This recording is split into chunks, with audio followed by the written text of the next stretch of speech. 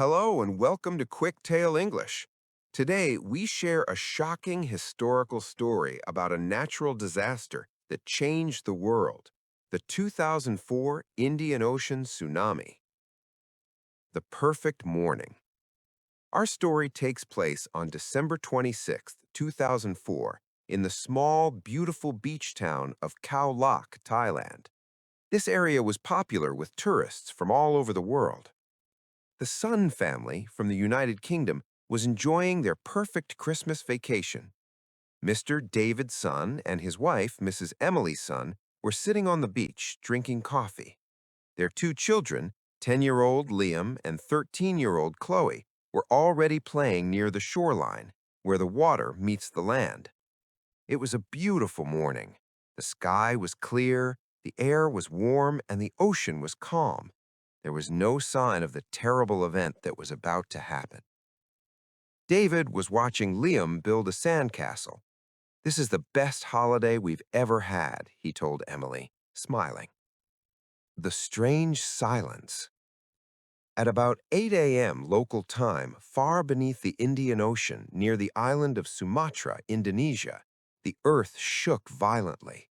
A massive earthquake, a sudden movement of the Earth's surface occurred. It was one of the largest earthquakes ever recorded in history, magnitude 9.1 to 9.3. This earthquake displaced, or moved, an enormous amount of ocean water, starting a huge wave known as a tsunami. In Thailand, about 2 hours after the earthquake, the people on the beach noticed something very strange. Chloe, who was closer to the water, pointed and shouted, "Dad, look at the ocean!" The ocean was retreating, moving back very quickly. The water level dropped suddenly, exposing the sandy seabed, the floor of the ocean, where people usually swam.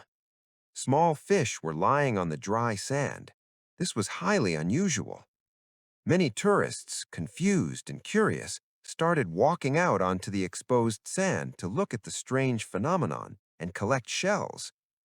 David, feeling a strange worry, called his children back. "Liam, Chloe, come back now. It doesn't look right," David yelled. Emily felt a deep primal fear.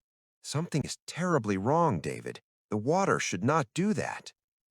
The beach became completely quiet. The only sound was the wind and the confused whispers of the crowd. The arrival of the wave. Suddenly, the strange silence was broken by a terrifying sound, a sound like a jet airplane or a fast-moving train.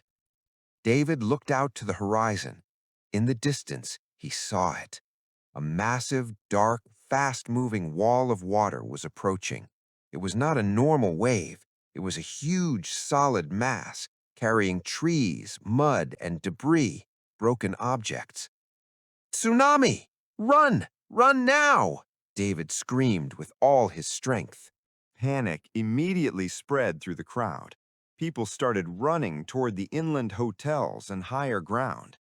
David grabbed Liam's hand. Emily grabbed Chloe's hand. They ran toward the tall concrete hotel where they were staying, which was about 150 meters away from the beach. The speed of the water was incredible. It moved faster than any human could run. "Up! Get up the stairs!" Emily urged, pushing Chloe toward the hotel steps. Just as they reached the front steps, the first wave hit the beach with unbelievable force. The peaceful beach turned into a violent river.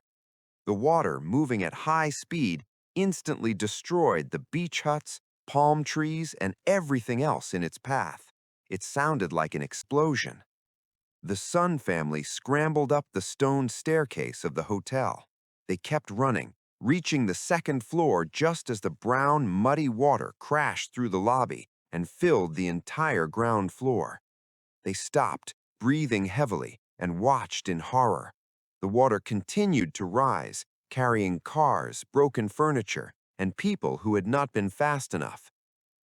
The aftermath. The first wave was followed by several others.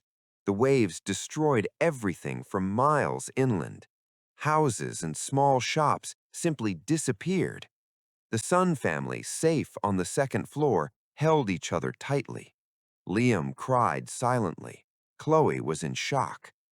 When the water finally began to recede, to go back, the destruction was absolute.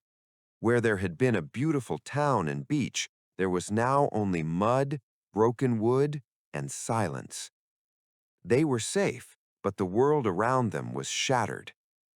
The scale of the disaster soon became clear.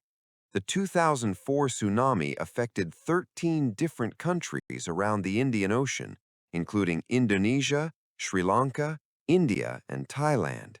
The total number of deaths and missing people was over 230,000. It was a tragedy that shocked the entire planet. Many of the victims were local people, but thousands were international tourists. David, Emily, Liam, and Chloe spent the next few days helping where they could, sharing food and water with others who had survived. They witnessed acts of great kindness and great suffering. After they were finally flown home, their lives were forever changed. They learned the importance of listening to unusual natural signs. They learned the value of every single moment and the strength of their family. The 2004 tsunami was a reminder of the immense power of nature and the need for a global system to warn people about tsunamis. The disaster led to the creation of the Indian Ocean Tsunami Warning System, designed to prevent such a massive loss of life from happening again. The day the earth shook was a day of terrible sadness, but it also became a day that demonstrated human resilience, or ability to recover, and the deep connections between people across the world. Thank you for joining QuickTale English. Subscribe for more historical stories and continue practicing your B1 English. See you next time.